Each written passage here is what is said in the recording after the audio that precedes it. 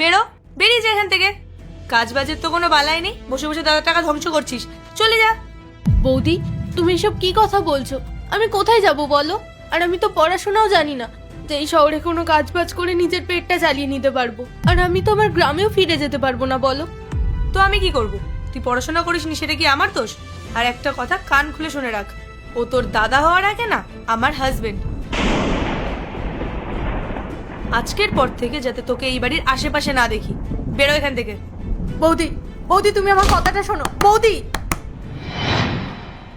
আসলে দাদা বাবু, আমি যখন ছোট ছিলাম না, তখনই আমার বাবা মা এই পৃথিবী ছেড়ে চলে যায়।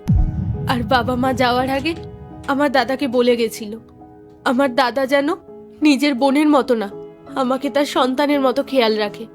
আর জানেন, আমার দাদা সত্যি আমাকে নিজের সন্তানের মতোই খেয়াল রাখতো। কিন্তু দাদার বিয়ের পরে না সবকিছু